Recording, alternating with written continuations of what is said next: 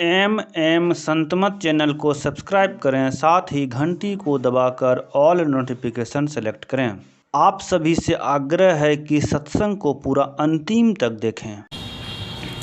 बोलिए प्रेम से श्री सद्गुरु महाराज की, श्री सद्गुरु महाराज की, श्री सद्गुरु महाराज की।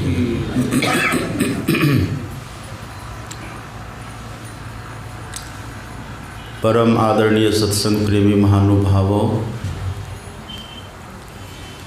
पूजनीय माताओं तथा भक्तिमती बहनों,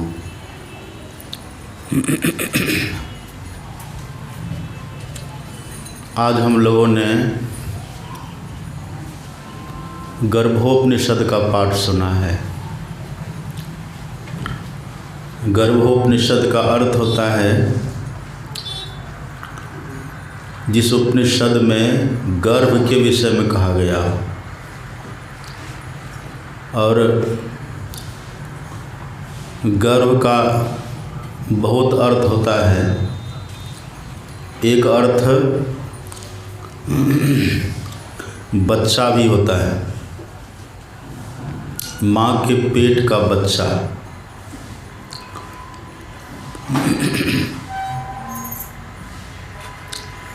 माँ के पेट में जब बच्चा रहता है, उनकी क्या स्थिति रहती है,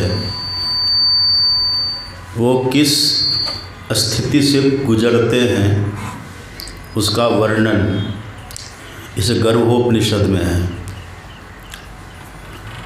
जो पाठ आपने गर्भोपनिषद में सुना है, गर्भोपनिषद में माँ के पेट के बच्चा के संबंध में, यही बात भागवत में बहुत विस्तार से है। यहाँ तो मात्र एक श्लोक आपने सुना है, और भागवत में कई अध्याय में ये बात लिखी हुई है। और वहाँ पर वक्ता हैं भगवान कपिल। भगवान कपिल माता देवहूति को सुना रहे हैं। भगवान कपिल के कहने में और उपनिषद के ऋषि के कहने में यहाँ थोड़ा सा फर्क है। भगवान कपिल माता देवहूति से कहते हैं कि हे माता, जब माँ के पेट में बच्चा को 7 महीना होता है, तब उनको भगवान एक बार दिव्य दृष्टि देते हैं। लेकिन यहाँ आपने सुना पाठ में, अथ नवमे मासी सर्वलक्षण ज्ञान कर्ण संपूर्णो भवति, पूर्व जातम स्मरति शुभाशुभम कर्म च विन्दति। ऋषि कहते हैं जब माँ के पेट में बच्चा को 9 महीना होता है, तो पूर्व जातम स्मरति, वो पहले क्या था, कहाँ पर था, किस स्थिति में था, वो सब प्रत्यक्ष में देखता है। ऐसी कृपा भगवान की होती है। भगवान कपिल कहते 7 महीना, और उपनिषद के ऋषि कहते हैं 9 महीना। ये महीना का फर्क है, पर जो बात कहनी है वही कपिल भगवान भी कहते हैं और वही ऋषि भी कहते हैं। वहाँ पर भगवान की कृपा होती है, और भगवान एक बार दिव्य दृष्टि देते हैं।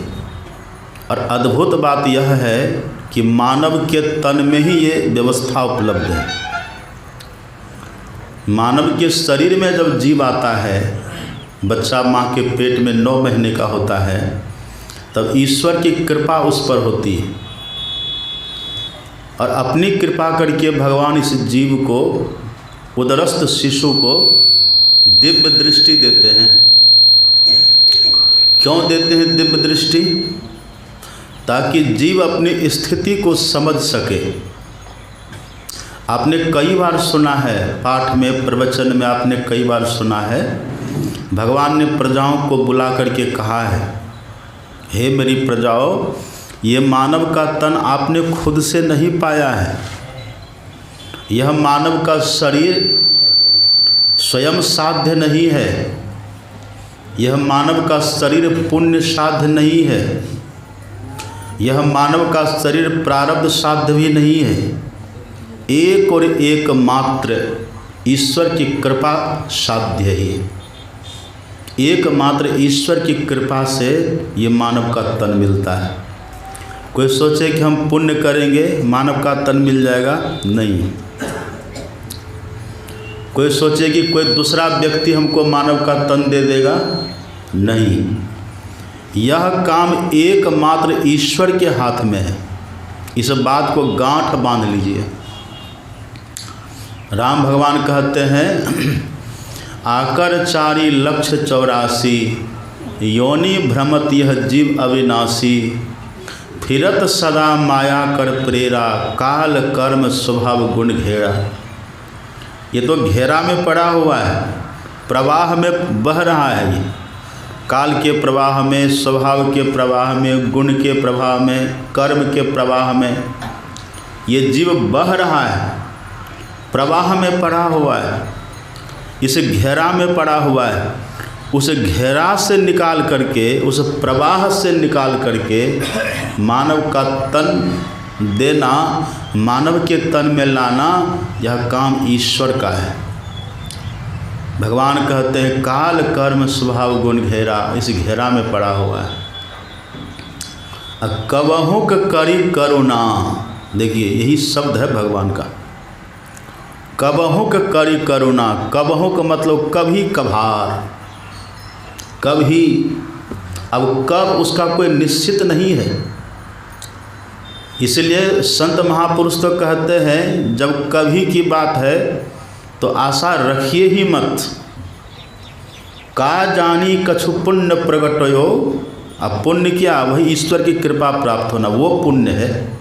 हमारे द्वारा क्या गया पुण्य नहीं, ईश्वर की कृपा प्राप्त हुई, ये पुण्य हमारा है। का जानी कछु पुण्य प्रगटयो, तेरो मनुखा अवतार। उदाहरण कितना अच्छा देते हैं। गुरु नानक देव जी कहते हैं, वृक्ष ते फल टूटी पड़ियो है, वृक्ष ते फल टूटी पड़ियो है, अब बहुरी न लागत डाल, फिर वो डाल में लगेगा। एक बार पेड़ से फल टूट करके नीचे गिरे, वो दोबारा लगता है? नहीं लगता है। अब लाख प्रयास कर लीजिए, फिर से आप उसको लगा नहीं पाएंगे। एक बार फल टूटे वो लगेगा नहीं। रत्नाकर को भगवान बुद्ध ने कहा था ना, एक डाल तोड़ो पेड़ का, डाल को तोड़ दिए, बोला अब इसको लगाओ। कहा ये कैसे लगेगा? कहा ये असंभव है, ये नहीं लगता, ये असंभव है। एक बार फल टूटे, पात टूटे, डाल टूटे पेड़ से, फिर वो लगता नहीं है। ऐसे गुरु नानक देव जी कहते हैं, यह मानव का तन मिला है और इससे जो काम करना चाहिए वो काम हम नहीं किए, यह हाथ से निकल गया, तब फिर कब मिलेगा उसकी आशा ही छोड़िए। वृक्ष ते फल टूटी पड़ियो है, बहुरी न लागत डार। कितनी बड़ी बात कह देते हैं। भगवान कहते कबहु का, अब कबहु का क्या अर्थ करिएगा आप? कबहु, कब उनकी कृपा होगी, कब उनकी नज़र हमारे ऊपर पड़ेगी, कहना मुश्किल है। कबहु करी करुणा नर देही, कौन देते हैं? देत ईश। देखिए एकदम मोहर लगा हुआ भगवान का। देत कौन? ईश, ईश्वर देते हैं। यहाँ पर देत देवी देवता नहीं लिखा हुआ है, देत माता पिता कुछ नहीं लिखा हुआ है। अगर माता पिता ही देते तो कबीर साहब का जन्म कहाँ हुआ था? कहिए, कैसे प्रकट हो गए? बहुत ऐसा प्रसंग है जो बिना माता पिता के, सनकादिक ऋषि कौन माता पिता है? वो संकल्प से हो गए। सृष्टि होती है, संकल्प की सृष्टि होती है। मैथुनी सृष्टि तो निम्न कोटि की सृष्टि मानी जाती है। जो माता पिता के संयोग से सृष्टि होती है वह तो निम्न कोटि की सृष्टि है। ये देत ईश, एक और एक मात्र ईश्वर ये मानव का तन देते हैं और किसी के बस की बात नहीं है। इसलिए भगवान वहाँ एक बार दिव्य दृष्टि देते हैं कि देखो तुम्हारी स्थिति क्या है, कहाँ थे तुम, किस स्थिति में थे तुम। अब मैंने तुमको कहाँ ला करके खड़ा किया है, इसको देखो, अध्ययन करो। अथ नवमे मासी सर्वलक्षण ज्ञान कर्ण संपूर्णो भवति शुभाशुभम कर्म च विन्दति। ऋषि कितनी बड़ी बात कहते हैं। जब 9 महीने माँ के पेट में होता है जीव को, अब भगवान की कृपा से दिव्य दृष्टि मिलती है उस जीव को, तो यह जीव अपने पहले के शुभाशुभ कर्म को भी देखता है। मैंने कितना शुभ कर्म किया है, कितना अशुभ कर्म किया है। उस कर्म को जब जीव देखता है, इसके मन में हताशा होती है। अरे शुभ कर्म तो कभी मैंने किया ही नहीं, अशुभ कर्म का अंबार लगा हुआ है। अशुभ कर्म इतना किया है उसकी कोई सीमा नहीं है। शुभ कर्म तो किया ही नहीं, और यदि कभी शुभ कर्म किया भी तो उसकी इतनी चर्चा हमने की कि शुभ कर्म करने से जो पुण्य होता है वो पुण्य भी खत्म हो गया। अशुभ कर्म की कभी चर्चा करते हैं हम लोग? कभी करते हैं? कभी कहते हैं कि हमने फलाना का सामान ले लिया, चप्पल चुरा लिया? कोई कहता है? कभी कहता है कि हमने उसका 100 रुपया मार लिया? कहिएगा? कहिएगा नहीं। या यदि कोई कह दिया दूसरा, तो वहाँ अपने को सत्य सिद्ध करने के लिए कितना तर्क वितर्क कुतर्क करते हैं।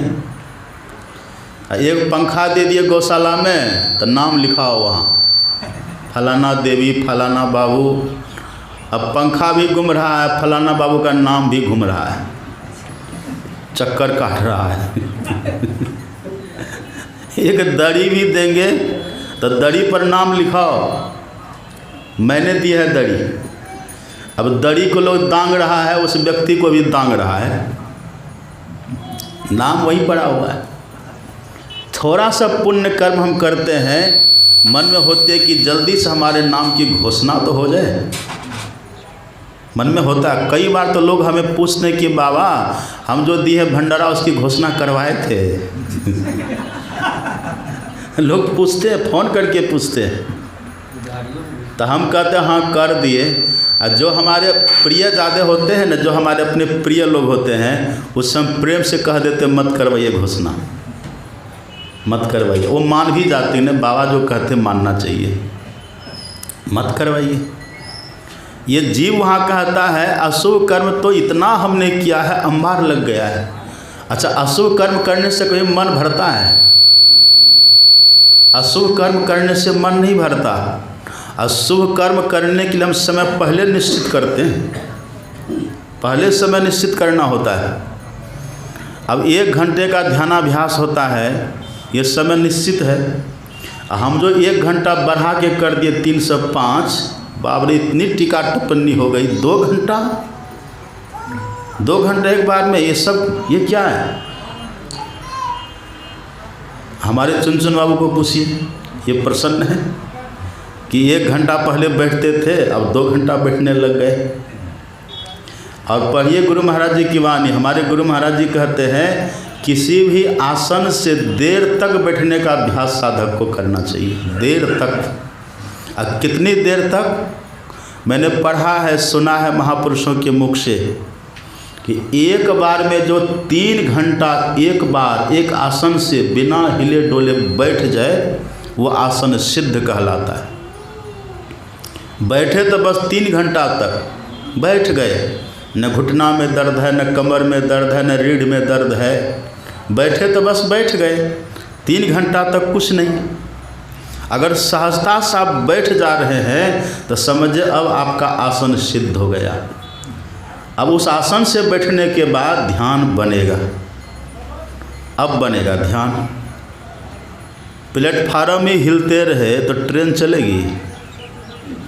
प्लेटफार्म चलने लगे तो ट्रेन चलेगी?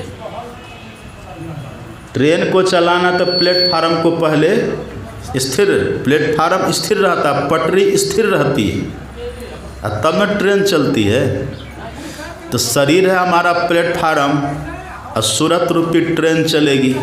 तो कब चलेगी?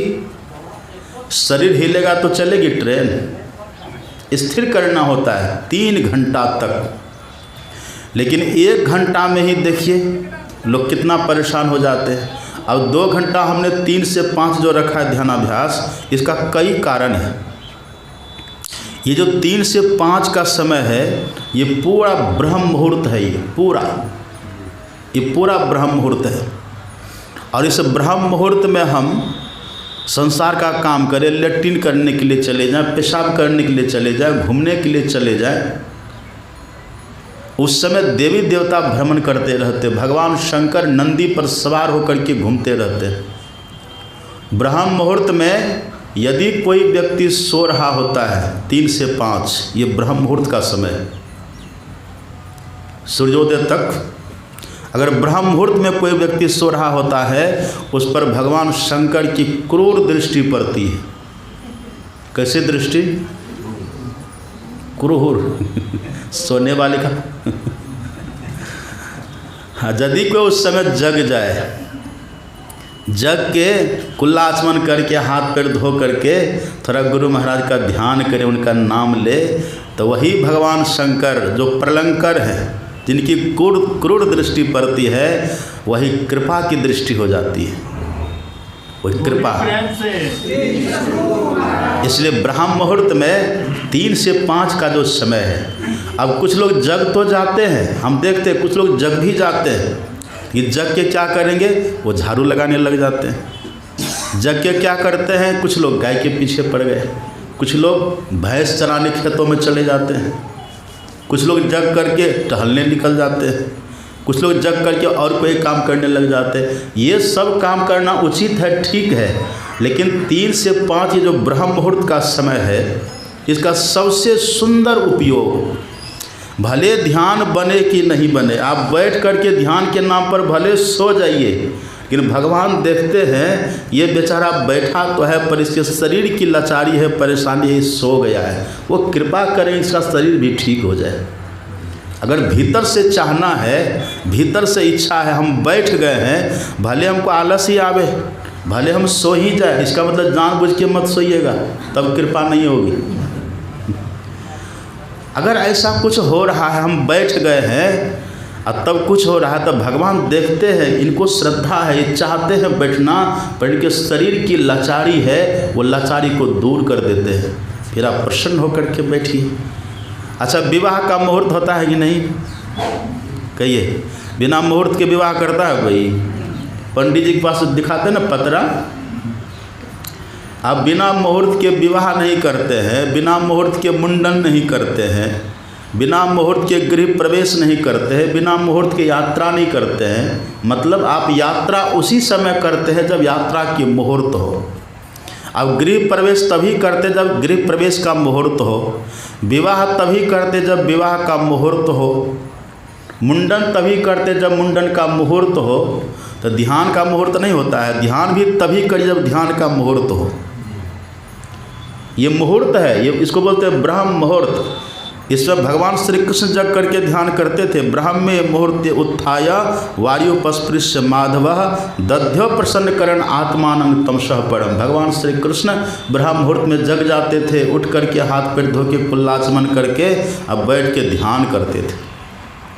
इसलिए हमने सोचा ये पूरा ब्रह्म मुहूर्त भले ध्यान बने कि न बने, जैसे भी हो, लेकिन बैठेंगे लक्ष्य वही लेकर के। हमने कहा कि 3 से 5 2 घंटा बैठिए।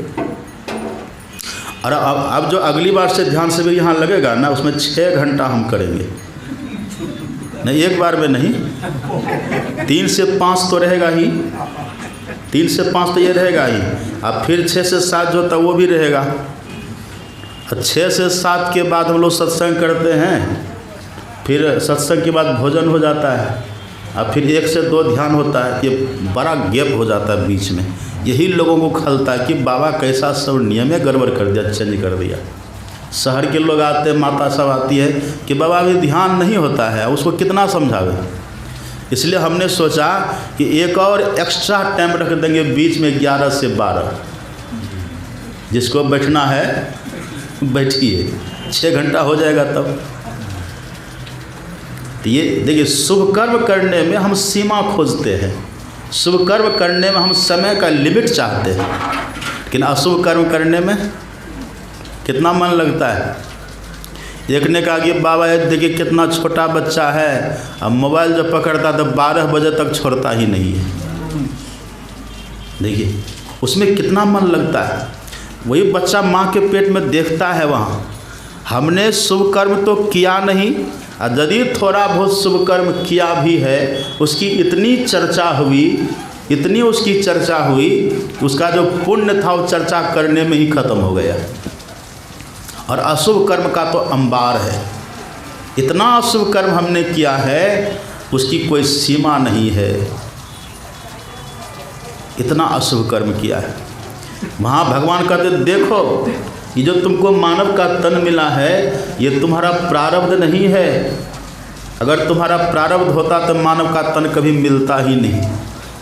ये जो मानव का तन तुमको मिला है ना, ये किसी दूसरे ने नहीं दिया है, ये एक और एक मात्र मैंने दिया है। ईश्वर परमात्मा कहते देखो ये जीव वहाँ अनुभव करता है, वहीं पर ईश्वर से प्रार्थना करता है। आप पढ़िएगा संत दरिया साहब की वाणी, वो लिखते हैं जीव वहाँ प्रार्थना करता है, अवरी के बेर बकसु मोरे साहब। साहब किसको कहते, वही परमात्मा को वहाँ प्रत्यक्ष में देखता है। अभी हम कितना भी कहेंगे तो आपको लगता है कि बाबा कह रहे हैं, क्योंकि सुनी सुनाई बात है। लेकिन वहाँ जब आप और हम थे, आप और हमने भी यही काम किया है। वहाँ आज जो बाहर घूम रहे हैं ना, मस्ती कर रहे हैं बाहर, ये मस्ती क्यों कर रहे हैं? क्योंकि वहाँ हमने पहले संकल्प किया था, वहाँ संकल्प किया, अब भगवान ने निकाल दिया, आज मस्ती कर रहे हैं। अब वहीं से वहीं जाम कर देते तब क्या होता, निकलने नहीं देंगे तब क्या होता। संत कहते हैं अवरी के बेर बकसु मोरे साहब, जन्म जन्म के चेरी है। ये जन्म जन्म से जो कहाँ कहाँ भटकते रहे, दास्ता स्वीकार करते रहे, गुलामी करते रहे, प्रभु अब की आपने कृपा करी है, अब क्या आपने कृपा करी है, ऐसा तन दिया है जिस तन में आकर के हम आपकी शरणागति ले सकते हैं। ऐसा तन दिया है जिस तन में आकर के हम 84 लाख योनियों के कारण को मिटा सकते हैं। ऐसा तन दिया है जिस तन में आकर के हम जन्म मृत्यु के चक्कर को मिटा सकते हैं। बस प्रभु एक बार यहाँ से बाहर कर दीजिए, हम बाहर जाते ही चरण कमल में हृदय लगायब। कैसे लगायब? कपट कागज सब फाड़, कपट को छोड़ करके लगाऊंगा। वहाँ संकल्प किए, इसी संकल्प से प्रसन्न होकर के भगवान हमें बाहर निकाले थे। अवरी के बेर बकसु मोरे साहब, जन्म जन्म के चेरी है, चरण कमल में हृदय लगायब, कपट कागज सब फाड़ी।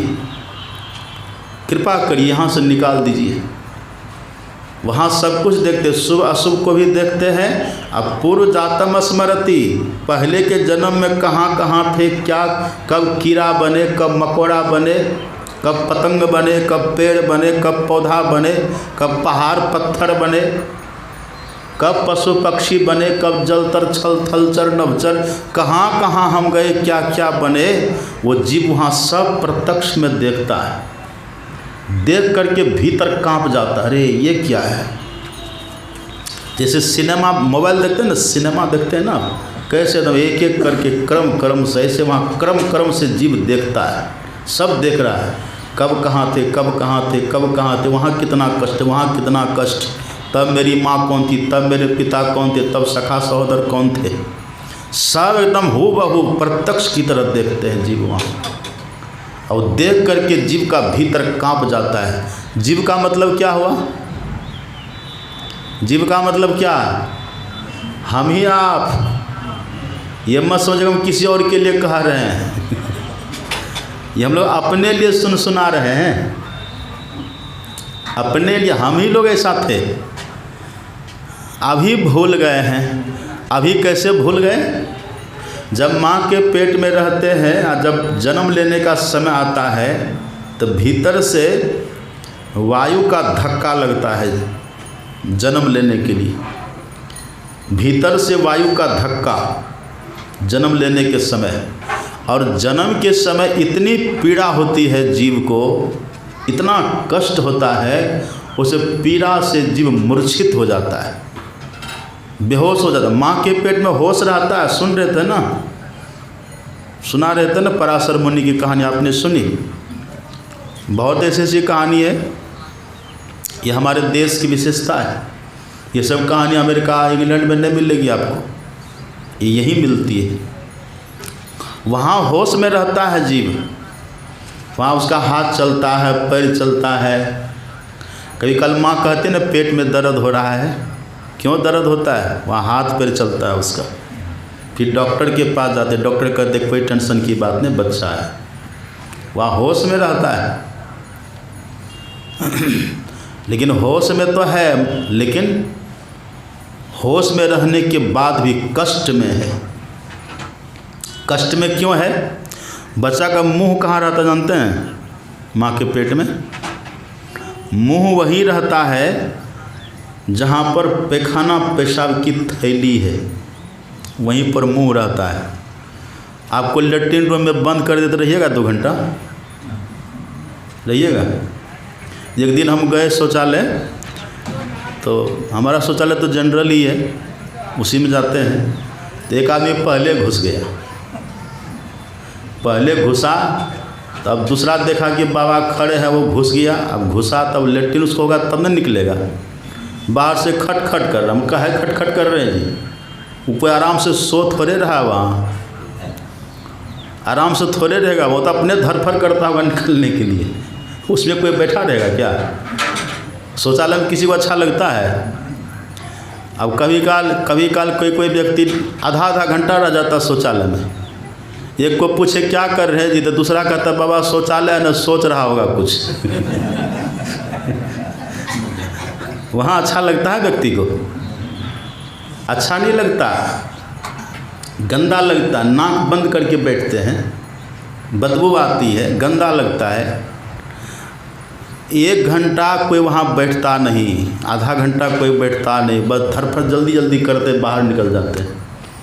लेकिन कल्पना करिए जहाँ पैखाना पेशाब की थैली है, वहीं पर कितना दिन रहे? 9 महीना वहीं पर मुंह रहता है।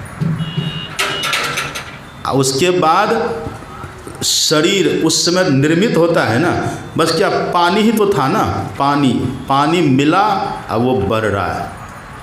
कीचड़ बना, फिर वो बढ़ रहा है। बढ़ते बढ़ते धीरे धीरे अंग प्रत्यंग उसमें लगता जाता है। सर्वलक्षण, ऋषि कहते हैं ना, सर्वलक्षण ज्ञान करण मतलब इंद्रियां, उसको लगते जाता है। मूल में क्या था? पानी ही था, अब उसमें लगता है सब, हाथ लगा, पैर लगा, पीठ लगा, पेट लगा, सब लगते जाता है। अभी तो जो शरीर है ना हमारा, ये तो पुष्ट होकर के, पूर्ण होकर के तब ना ऐसा है। और जिस समय ये निर्मित होता है माँ के पेट में, उस समय कितना कोमल होता है ये पता है? तुलसीदास जी लिखते कोमल शरीर होता है। आपको घाव होता है, घाव चमड़ा कटता है ना, भीतर का तंतु कितना कोमल होता है, देखिए, तब भी वो तंतु मजबूत है। जिस समय माँ के पेट में वो निर्मित होता है, बनता है, उस समय कितना कोमल होगा, कल्पना करिए।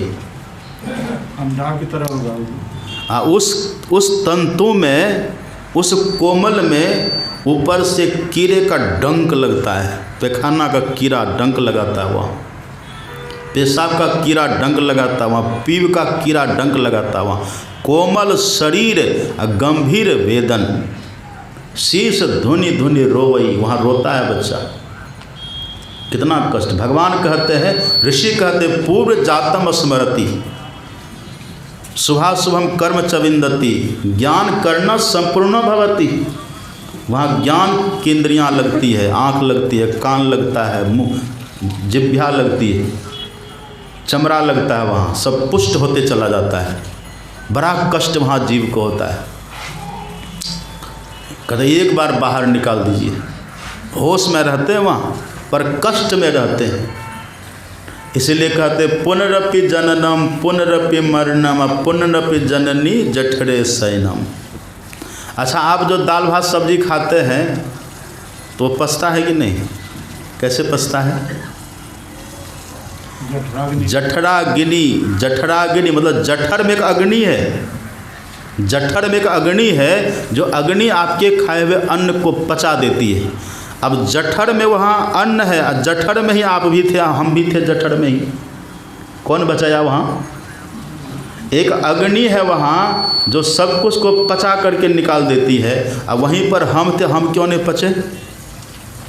वही संत कहते हैं, पढ़िए, रणबन व्याधि विपत्ति में वृथा डरहु जनि कोय, जो सहाय जननी जठर। जननी के जठर में कोई सहायता करने वाले थे हमारे, कौन थे? वही हैं परम हितैषी परमात्मा। उनसे बड़ा हितैषी कोई हो सकते हैं? बच्चा जब माँ के आंचल में रहता है कितना निर्भय रहता है, कहिए? जब तक बच्चा पिता की उंगली पकड़ के रखा है वो डरता है, जब तक बच्चा माँ के आंचल में वो डरता है। कहता माँ है साथ में, पिताजी है साथ में, किसका मजाल क्या हमें कर सकता है, कितना निर्भय रहता है। क्यों? उसको माँ का छोह पता है, माँ का प्यार पता है, पिताजी का प्यार प्रेम पता है उसको, कितना प्रेम पिताजी ने किया है, कितना लाड़ दुलार प्यार से पाल पोस करके बड़ा किया, सब उसको पता रहता है। कितना अपनत्व है, कितना अपनापन है, कितना स्नेह से सींचा है हमें, कितना दुलारा है हमें, कैसा आहार हमें दिया है, कैसे हर तरह से सिंचन किया है हमारे जीवन का, ये सब उनको पता रहता है। इसलिए संतान अपने अभिभावक के सामने, अपने माता पिता के सामने वो निर्भय रहता है। क्यों निर्भय रहते हैं? इस माता पिता को हम करीब से जानते हैं इसलिए निर्भय रहते हैं। अब वो माता पिता कैसे हैं, ईश्वर कैसे हैं? एक संत ने बड़ा अच्छा लिखा, तुलनात्मक विवेचन किया है, सुनिएगा ध्यान से। पितु सो माता 100 गुना, सुत को राखे प्यार, अब मन से ती सेवन करे तन सु डांटरु कार। माता पिता से माँ 100 गुना श्रेष्ठ, अब माता से हरि 100 गुना। अब कल्पना करिए, इस माता पिता के पास जब आप निर्भय निश्चिंत होकर के रहते हैं, इसके प्यार के छाँव में, इनके अपनत्व के छाँव में इतना निर्भय रहते हैं, इतना स्नेहिल बन कर के रहते हैं, इतना दिलेर बन कर के आपको रखा है उसने, और जो इनसे 100 गुना ज़्यादा है, आप कल्पना करिए उनके भीतर हमारे लिए कितना प्रेम होगा। आप चिंतन करिए उनके अंदर हमारे लिए कितना अपनापन होगा। आप कल्पना करिए, ये माँ पिता तो कभी काल क्रुद्ध भी होते हैं, ये तो कभी हमें डांट डपट भी करते हैं, इन परमात्मा कितने कृपालु हैं। एक बार नारद जी गए भगवान विष्णु के पास, सुनिएगा ध्यान से। नारद जी कहते भगवान से कि प्रभो, आप सृष्टि का पालन करते करते थक गए होंगे, बहुत दिन से कर रहे हैं ना, आप 7 दिन तक विश्राम कर लीजिए, 1 सप्ताह, तब तक हम आपका काम देख देते हैं। नारद जी, देवर्षि नारद। भगवान कहते नारद, ये काम तुमसे नहीं होगा। कहा क्या बात करते हैं आप, हम भी तो आप ही के हैं, आप कर सकते तो हम भी कर सकते हैं, क्योंकि हम आपके हैं। भगवान कहते वो सब ठीक है, तुम मेरा है, पर जो काम, ये जो सृष्टि का जो परिपालन मैं कर रहा हूँ ना नारद, ये काम तुमसे नहीं होगा। कहा तो ठीक, हाथ कंगन को आरसी किया, एक बार दे के देख ही लीजिए, अब 7 दिन चले जाइए विश्राम में, हम देखते हैं। कहा ठीक है, नहीं मानोगे तो करो। भगवान विष्णु विश्राम में चले गए, ईश्वर भगवान विश्राम में, और नारद जी लग गए सृष्टि की व्यवस्था करने के लिए। कहाँ पर किनको क्या चाहिए, शमशान में किसको क्या चाहिए, वहाँ भी तो लोग भगवान के भक्त बैठे हैं। शमशान में किसको क्या चाहिए, हॉस्पिटल में किसको क्या चाहिए, विद्यालय में किसको क्या चाहिए, घर में किसको क्या चाहिए, बहियार में किसको क्या चाहिए, कहाँ कौन जीव है, कहाँ है पेड़ की खोडर में, धरती पर, धरती के अंदर, आकाश में आकाशचारी, कहाँ कौन है, एक एक करके नारद जी सबकी खबर रखने लग गए, सबकी देखरेख कर रहे हैं, सबको उसके अनुकूल, प्रारब्ध के अनुकूल व्यवस्था नारद जी कर रहे हैं। जो काम विष्णु भगवान का वो खुद कर रहे हैं। अब नारद जी एक दिन क्या देखते हैं, एक जगह से गुजर रहे थे, एक गरीब व्यक्ति है। गरीब व्यक्ति से कोई पूछ रहा है, कहो जी क्या हाल है? तो गरीब कहता है सब तो ठीक है, लेकिन आजकल भगवान ही बड़ा निर्दयी हो गए हैं। क्या हुआ? कहा भगवान इतना कष्ट हमको दिए हैं जिसका वर्णन नहीं है। घर में अभाव है, परिवार के साथ परेशानी है, हम सुख से रह नहीं पाते हैं। भगवान कितना निर्दयी है। अब नारद जी सुन जाते हैं। नारद जी जैसे सुनते हैं, नारद जी कहते रहे मेरे प्रभु इतने कृपालु, तुम उसको ऐसा कह रहा है? नारद जी गुस्सा करके उसका खाना पीना बंद कर दिया उस व्यक्ति का। फिर दूसरे तीसरे दिन फिर जाते हैं तो फिर अब वो गाली दे रहा है, कैसा क्रूर भगवान है, कैसा निर्दयी भगवान है, कैसा पक्षपाती भगवान है। अब खाना भी हमको नहीं मिल रहा है, देखो अड़ोसी पड़ोसी कितना सुख चैन से रह रहा है, जो रात दिन पाप करने में लगा है वो आराम से रह रहा है, और हमने कभी किसी का कुछ बिगाड़ा नहीं है, लेकिन मेरे साथ कैसा अन्याय हो रहा है। अब हम खा भी नहीं पाते ढंग से। ये भगवान दुष्ट है, भगवान क्रूर है, भगवान निर्दयी है। इतना गाली बक रहा था। नारद जी कहते अच्छा अब तुम्हारा पानी भी बंद करेंगे। अन्न तो बंद कर ही दिया, अब पानी भी बंद कर दिया। ऐसी व्यवस्था कर दिया, अब पानी भी नहीं पी सके। अब भगवान सब जान रहे हैं। तब तक में 7 दिन हो जाता है। भगवान नारद जी को बुलाते हैं, कहिए व्यवस्था ठीक ठाक चल रही है ना? कहाँ प्रभु, सब चकाचक, जैसा आपने व्यवस्था की थी ना उससे 2-4 पॉइंट बढ़ा के ही हमने कर दिया है। कहा सब सुखी है, सब ठीक ठाक है? कहाँ सब ठीक है, एक व्यक्ति बड़ा बदतमीज है, बड़ा नालायक है एक। कहा क्या हुआ? कहा वो आपको गाली दे रहा था, वो आपका अपमान कर रहा था, आपको क्रूर और निर्दयी कह रहा था। प्रभु उसका हमने खाना पीना सब बंद कर दिया है। भगवान कहते इसलिए तो मैंने कहा था कि तुमसे नहीं होगा ये। अरे हमारा बच्चा है, वो हमें गाली भी दे रहा है तो क्या फ़र्क पड़ता है, हमारा है। अच्छा एक बात आप बताइए, आपका दांत ने आपके जीभ को कभी काटा है? काटा है? नहीं काटा है, झूठ बोलते हैं। भुज्जा खाने के समय नहीं काट देता है दांत जीभ को? काटता है कि नहीं? कई बार काटा होगा, खून भी निकला है, निकला खून। किसने काटा था जी को? दांत ने। आपको दांत पर कभी गुस्सा हुआ? कभी? एक कैसा दुष्ट दांत है, क्रूर है, लाओ हथौड़ा इसको तोड़ के हम बाहर करते हैं। कभी गुस्सा हुआ दांत पर? हमने भी कई बार लगाया है दिमाग, कई बार हमारा दांत ने जीभ को काटा है, कई बार। तो जिस समय दांत जीभ को काटता था सोचे कि थोड़ा गुस्सा कर, लेकिन गुस्सा नहीं होता है। चाह करके भी दांत पर गुस्सा नहीं होता है। क्यों नहीं होता है? क्योंकि दांत भी अपना ही है, जीभ भी अपनी ही है, अपना पर कहीं गुस्सा होता है? हमने प्रयास किया कई बार गुस्सा करने का।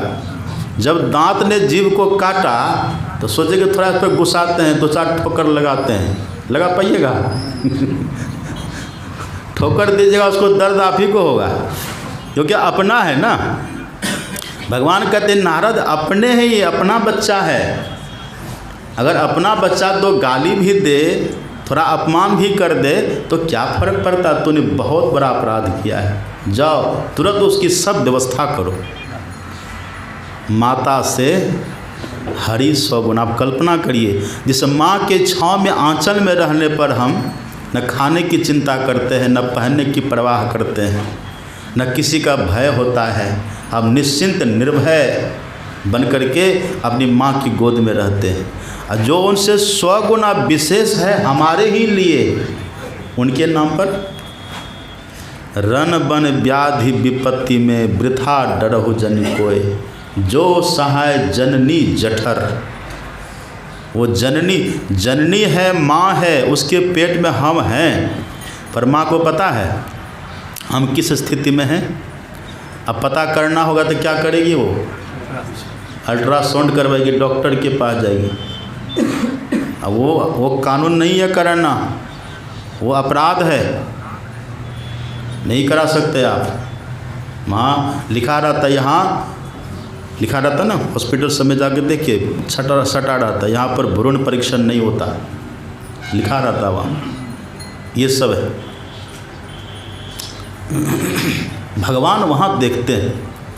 अच्छा, अब कल्पना करिए जो हमारे पिताजी से माँ 100 गुना है, उस माँ से 100 गुना ईश्वर है, कितने कृपालु होंगे।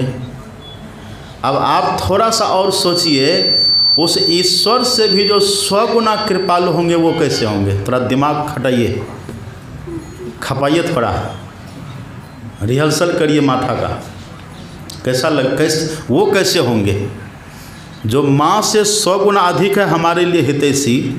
भगवान कहते हैं ना, कबहुक करी करुणा नर देही अद्यत ईश बिनु हेतु स्नेही। बिना हेतु के स्नेह करने वाले हैं। बिना हेतु का मतलब बिना किसी लेन देन के, बिना किसी स्वार्थ के। और दुनिया का प्रेम कैसा है?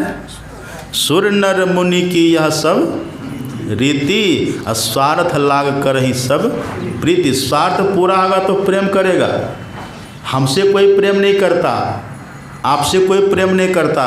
कोई तो आपके रूप से प्रेम कर रहा है, कोई आपके गुण से प्रेम कर रहा है, कोई आपके धन से प्रेम कर रहा है, कोई आपके बल पौरुष से प्रेम कर रहा है। आपसे प्रेम करने वाला बस 2 ही हैं, ईश्वर और संत। इसके सिवा कोई नहीं होता है। अब कल्पना करिए, उस ईश्वर से भी जो 100 गुना अधिक होंगे वो कैसे होंगे। और 100 गुना अधिक कौन है? माता से हरि 100 गुना, 3 से 100 गुरुदेव। कल्पना करिए कितना उनके भीतर हमारे लिए किस तरह का होगा। प्यार करे, गुरु क्या करते? प्यार करे, साथ साथ अवगुण हरे, अवगुण का हरण करते हैं। प्यार करे, ये कितनी बड़ी बात है। प्यार भी करते हैं, साथ साथ अवगुण का हरण भी करते हैं। एक बिरद मोहि बिसर न काऊ, गुरु के सुंदर शील स्वभाव। गुरु कितने शीलवान होते हैं, गुरु कितने कृपालु होते हैं। हमारे गुरु महाराज जी लिखते हैं, मात हूँ तें बड़ी छोह करे नित गुरु। मात हूँ तें बड़ी छोह करे नित, पिता हूँ तें अधिक भलाई है, कुल मालिक हूँ तें बड़ी कृपा धारे। देखिए गुरु कैसे होते।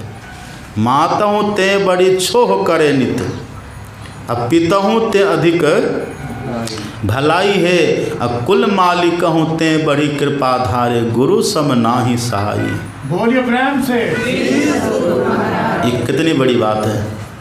इसीलिए कहते हैं डरिए मत, ईश्वर है साथ में, डरिए मत। सदगुरु महाराज जी साथ में, डरिए मत। अंग संग हर वक्त रहता, प्रकट हो आता नहीं। जो जठराग्नि कितना अन्न को सरा गला करके विष्ठा बना करके निकाल दिया, उसी जठर में आप और हम भी थे। पुनरपि जननम पुनरपि मरणम पुनरपि जननी जठरे शयनम। जठर में रहे हम, जहाँ अन्न सरगल करके विष्ठा बन गया वहीं पर हम भी रहे। पर वहाँ कैसे बचे? जो सहाय जननी जठर, सो प्रभु गयो कि सोए। भगवान कभी सोते हैं? भगवान कहते देख लो अभी तुम, पूर्व जातम स्मृति, देखो यहाँ देखो अभी। वही संदरिया साहब कहते हैं जीव वहाँ ये सब देखता है प्रत्यक्ष में, क्या हमारे साथ बीत रहा है ये सब जीव देखता है। फिर अचानक ईश्वर की कृपा होती है, वो बाहर जन्म लेता। जैसे प्रार्थना करता है, एक बार बाहर निकाल दीजिए, बस ईश्वर की कृपा होती है, उसका जन्म होता है। जन्म के समय इतनी पीड़ा होती है, इतना कष्ट होता है, वो जो संकल्प किया था ना उसको भूल जाता है, बेहोश होता है। अब बेहोश का मतलब क्या होता है? जन्म के समय हम बेहोश होते थे। बेहोश का अर्थ क्या होता है? बेहोश, होश मतलब ज्ञान, मतलब बिना ज्ञान के हो गए। पहले ज्ञान था, पहले ईश्वर से हमने संकल्प किया था, वो ज्ञान था हमें, पर जन्म के समय ऐसी पीड़ा हुई, हम बेहोश हुए, वो ज्ञान हमारा लुप्त हो गया। इधर क्या हुआ? जब होश आया, होश आते ही पीड़ा, जो पीड़ा हुई थी ना, उससे प्रभावित होकर के बच्चा रोता है। और उधर से अब रोने लगा तो फिर सुनेगा भी ना, वो रो रहा है तो देखेगा सुनेगा भी। अब कान भी ठीक है उसका, नया कान मिल रहा है तो ठीक होगा ही। उधर से कोई कहता मेरा बेटा हो गया, वो सुनता है कि ओ हम किसी का बेटा है। वो कहता उधर से मेरा पोता हो गया, अच्छा हम किसी के पोता हैं। अब बेटा बना, पोता बना, नाती बना, भांजा बना, लेकिन जो करके संकल्प करके आया था कि भक्त बनूंगा, उसी बात को भूल गया। बेटा बनूंगा, बेटा हूँ किसी का, पुत्र हूँ किसी का, पोता हूँ किसी का, नाती हूँ, भांजा हूँ, भाई हूँ, ये बन गया। पर जो संकल्प करके आया था कि भक्त बनूंगा, उसी संकल्प को भूल गया। वही बात जो भूल गए, बाकी ये सब बात जो याद है, ये सब बात व्यर्थ हो गया। ये बात याद किसको थी? मैंने कई बार कहा सनकादि ऋषि को, जब उनका जन्म हुआ, ब्रह्मा जी ने कहा जाओ जैसे मैंने सृष्टि करी है ना तुम्हारी, ऐसे तुम भी सृष्टि का विस्तार करो। सनकादि ऋषि ने कहा कि नहीं पिताजी, हम ये मकर जाल में पढ़ने वाले नहीं हैं, ये मानव का तन जिसके लिए मिला है वो काम हमको कर लेने दीजिए।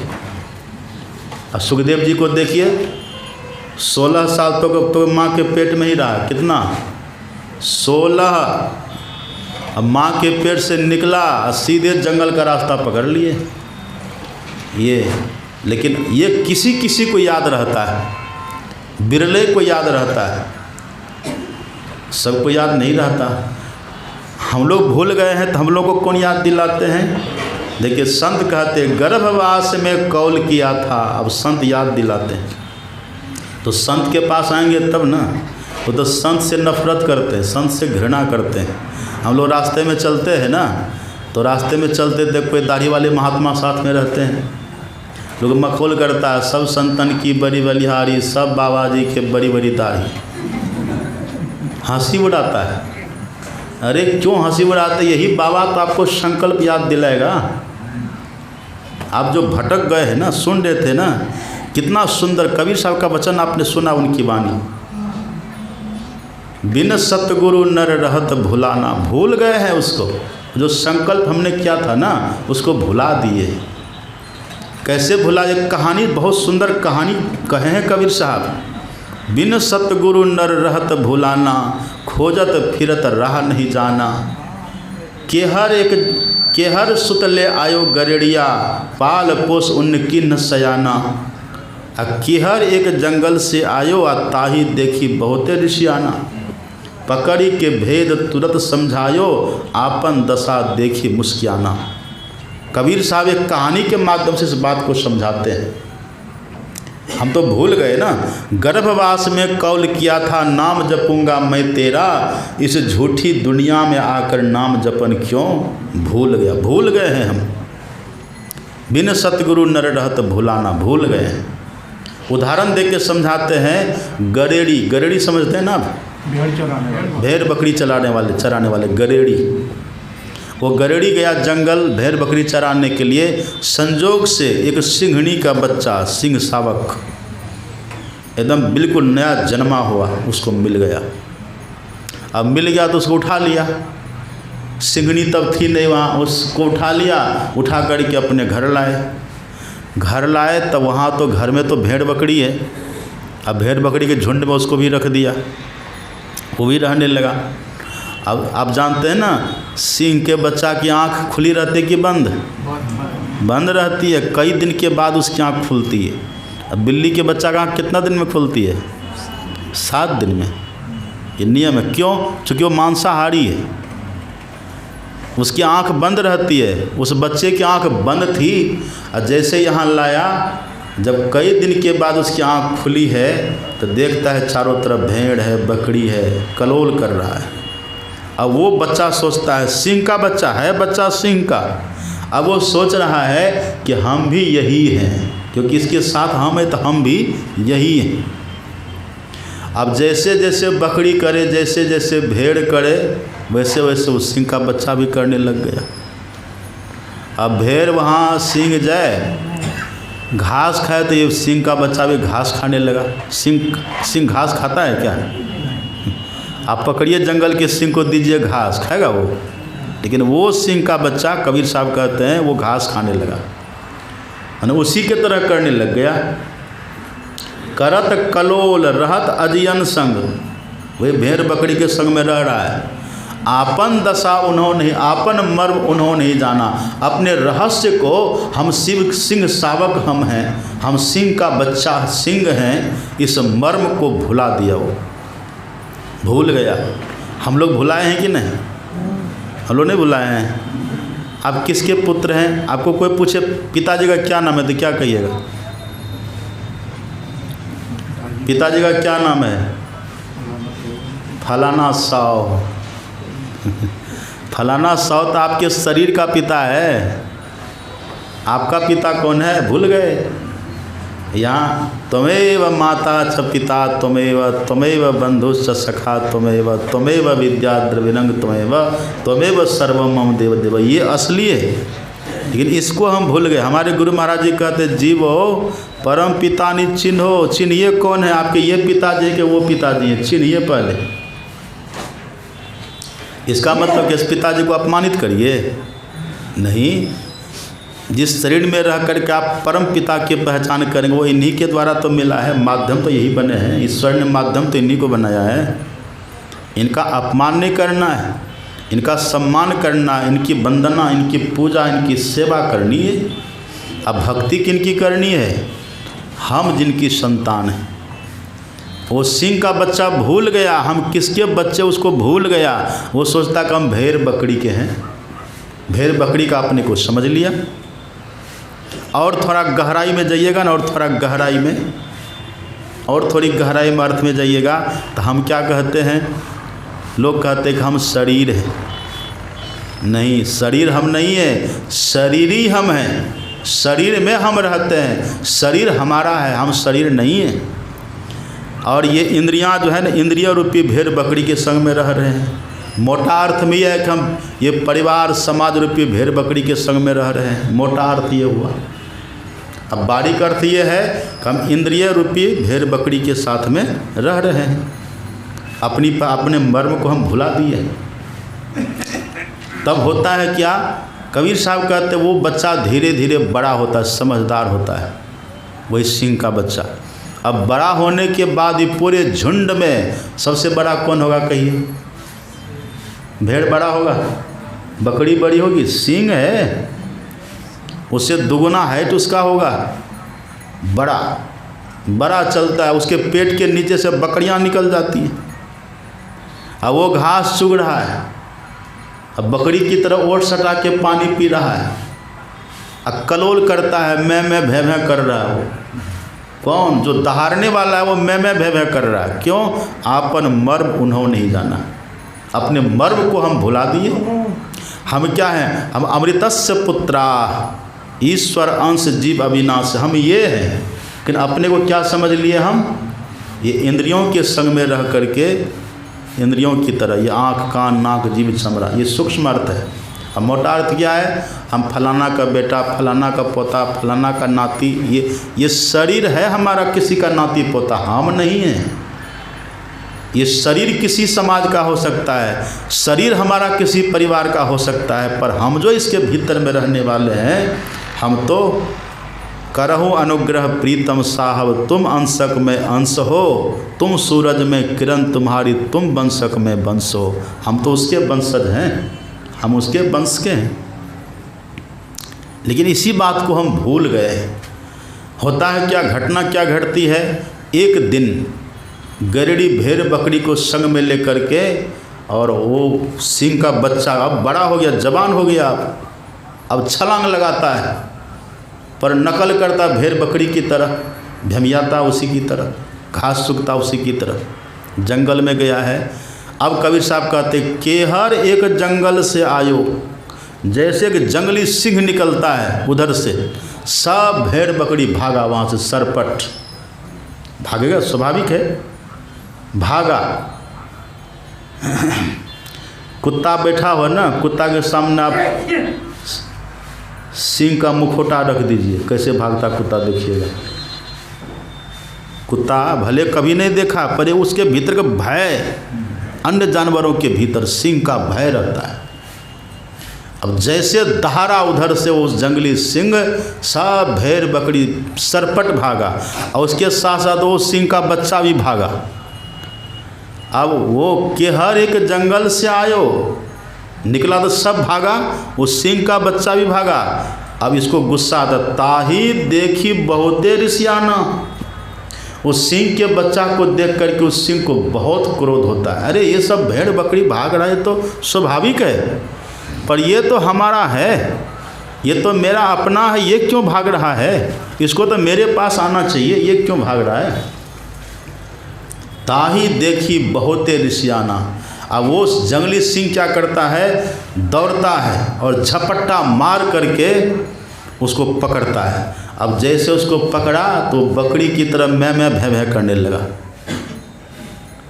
पकड़ा तो आदत स्वभाव बन गया था ना, स्वभाव बन गया था, वैसे कर रहा है। अच्छा ये सिंह कौन है?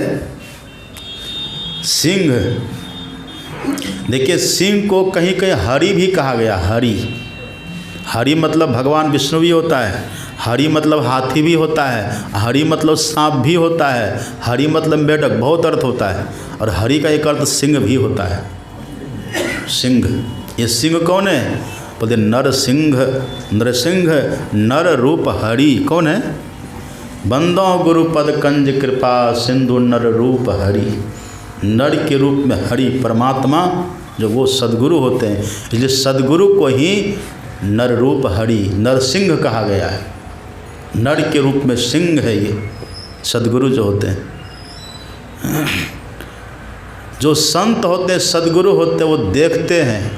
जैसे जौहरी हीरे की पहचान करते हैं, ऐसे संत सद्गुरु भी देखते हैं। ये सब मानव का तन मिला हुआ है, लेकिन मानव के तन में आ करके ये तो बस पशु पक्षी की तरह परिवार में बंध गया। आप पढ़िए ना, भागवत में लिखा हुआ है, यह प्राप्त मानुष्य लोके मुक्ति द्वारम अपावृतम गृहेषु खगवत सक्तस तम्हारूढ़ च्युतम विदु। यदु जी महाराज से कहते दत्तात्रेय जी, खगवत सक्तस, ये पक्षी की तरह बंध गया। जैसे पक्षी का परिवार अपना होता है, पक्षी का बच्चा होता है, उसका अपना परिवार होता है, पशु का अपना परिवार होता है। जैसे पशु अपने परिवार से बंध जाता है, ऐसे मनुष्य भी उस पशु पक्षी की तरह बंध गया। ये अपने परिवार को समझ नहीं पाता है। जैसे वो सिंह अपने परिवार को समझ नहीं पाया, भेड़ बकरी के संग में रह रहा है, ऐसे ये मनुष्य भी अपने परिवार को समझ नहीं सका है। ये मनुष्य थोड़ा समझे, ये जागतिक परिवार के हम नहीं हैं, या फिर महीन अर्थ में जाइए तो हम इंद्रियों के संग में रहने वाले नहीं हैं। हम तो ईश्वर अंश जीव अविनाशी हैं। ये पकड़ते संत सद्गुरु और अपने ज्ञान के दहार से लोगों को समझाते हैं कि समझिए उसने क्या किया। सिंह ने पकड़ा सिंह के बच्चा को और घसीट करके कुआं के पास ले गया। अब कुआं में कहा कि झांको इसमें, देखो कुआं में झकाया, खुद भी झांका, कहा कि देखो मेरा तेरा चेहरा में कोई फ़र्क है? जैसा मेरा चेहरा ऐसा तेरा भी चेहरा है ना, देखो। अब फिर वो दहाड़ा, कहा तुम भी दहाड़ो। तो उसका तो स्वाभाविक संस्कार वो था ही, उसका तो सहज गुण वो था ही। जैसे उस जंगली सिंह ने दहाड़ा, उसके दहाड़ को सुन करके उस बच्चा ने भी दहाड़ा, तो दहाड़ भी सेम मिल गया, चेहरा भी मिल गया, रूप भी मिला और आवाज़ भी मिला, सब मिला। अब तुम भी दहाड़ो जैसे दहाड़ा। कहा कि देखा ना, जो हम है वही तुम भी है, लेकिन तुमको ये भ्रम हो गया कि तुम भेड़ बकरी के संग में रहने वाले हो। चलो अब भेड़ बकरी के झुंड में चलते हैं। उसको लेकर के गया, कहा अब एक बार दहाड़ना तो तुम। जैसे दहाड़ा, सब भेड़ बकरी भागा। कहा खदेरो, पकड़ो, मारो, खाओ। कितना को मार के, जिसके संग में पहले मैं भय करता था, घास सूखता रहता था, अब उसी को मार मार के खा कर अपना पेट भर रहा है। कि हर एक जंगल से आयो ताही देखी बहुत ऋषियाना, अब पकड़ी के भेद तुरंत समझायो आपन दसारे। ये तो हम भी सिंह ही थे, ये तुम खा मखा इनके संग में रह करके परेशान हो रहे थे, दुखी हो रहे थे। वो समझ जाता बात। ये कुआं में दिखना क्या है? वो सिंह तो कुआं में जाके झांक लिया। ये कुआं में झांकना क्या है? इसी को बोलते हैं साधना, ध्यान। क्या बोलते हैं? ध्यान। और ये पकड़ करके लाना क्या है? पकड़ना क्या है? धारणा क्या है? ये सत्संग है। ये धारणा किसको बोलते हैं? सत्संग को बोलते हैं। अब कुआं में झांकना क्या है? वही ध्यान है। वो सिंह झांक करके देख लिया, लेकिन आप और हम कैसे हैं? ध्यान करके देखना नहीं चाहते हैं। कहिए हम बड़ा कि सिंह बड़ा? सिंह बड़ा हो गया। तो भगवान तब गलतियाँ न बोल रहे हैं, बड़े भाग मानुष तनु पावा। अब सोचिए,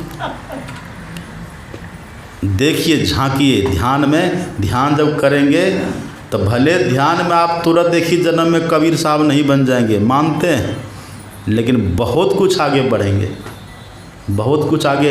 ये काम ऐसा है ना, ध्यान वाला काम अगर थोड़ी देर भी करेंगे वो संस्कार सुरक्षित हो जाता है, वो कभी मिटता घटता नहीं है। करते रहिए। अब तो समय बीत चुका। आज क्या तारीख हो गया है? 27। जीवन खत्म हुआ तो जीने का ढंग आया। समा बुझ गई तो महफिल में रंग आया। अब रंग आने से क्या होगा? लो, अब तो गया। और अब भी रंग आ जाए तब न फिर जनवरी में चलेगा। अब भी रंग कहाँ आता है? कहता हाँ देखेंगे, फिर होगा तो फिर सोचेंगे समझेंगे। नहीं, जब थोड़ा ध्यान करेंगे समझेंगे। एक बार अगर थोड़ा सा अपना दर्शन तो दूर की बात है, अगर अपना थोड़ा सा ज्ञान भी मिलने लग जाए, फिर देखिए आनंद की वर्षा शुरू हो जाती है। फिर अपनी पहचान। अब कितना सुनिएगा? बोलिए प्रेम से। अब फिर अपराह्न काल में आइए। अब यहीं पर कह करके विराम देते हैं। फिर शाम में श्री सद्गुरु महाराज की जय।